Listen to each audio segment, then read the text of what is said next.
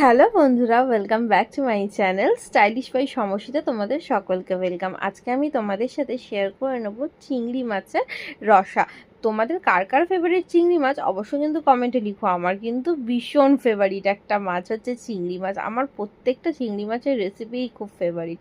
আর আমি কিন্তু এখানে দেখো ঝিরি করে পেঁয়াজ কেটে নিয়েছিলাম, যেহেতু এটা চিংড়ি মাছের রসা তাই জন্য পেঁয়াজটা একটু বেশি হবে, টমেটো থাকবে। আর চিংড়ি মাছকে আমি কিন্তু নুন হলুদ দিয়ে ভালো করে মাখিয়ে রেখেছিলাম, এবার আমি তেলে সেটা ভেজে নেব।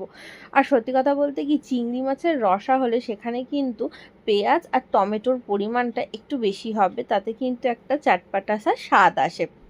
আর এখানে দেখো আমি তেলের মধ্যে কোনো ফোড়ন অ্যাড করিনি, প্রথমে পেঁয়াজগুলো দিয়ে একটু ভাজা ভাজা করে নিয়েছিলাম। যেই পেঁয়াজটা ব্রাউন হয়ে গেছিলো আমি এখানে টমেটো অ্যাড করে দিয়েছি।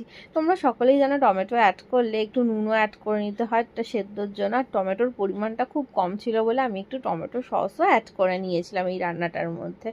তারপর একে একে আমি রসুন বাটা, আদা বাটা, আর তারপরে বেসিক যে মশলাগুলো হলুদ গুঁড়ো, লঙ্কার গুঁড়ো, ধনে গুঁড়ো, জিরে গুঁড়ো, পরিমাণ মতো নুন দিয়ে ভালো করে মশলা কষিয়েছি। সাথে কিন্তু একটু দেখো আমি জলও অ্যাড করেছি যাতে মশলাটা পুড়ে না যায়। তারপরে কিন্তু আমি ভালো করে মশলাটা কষিয়ে নিয়েছিলাম। এরপর আমি ভেজে রাখা চিংড়ি মাছটাকে অ্যাড করে ভালো করে কষিয়ে নিলাম এবং ফোটানোর জন্য পরিমাণ মতো জল দিয়ে দিলাম। যখন এটা ফুটে আসবে তখন একটু ঘি আর গরম মশলা অ্যাড করবে, অবশ্যই টেস্টের ব্যালেন্সের জন্য অল্প একটু চিনিও অ্যাড করে দেবে। আমার মতো তোমরাও যারা হাতে কম সময় আর খেতেও সুস্বাদু এরকম ডিশ চাও, তারা অবশ্যই কিন্তু এই চিংড়ি মাছের রসাটা একবার বাড়িতে অন্তত ট্রাই করো।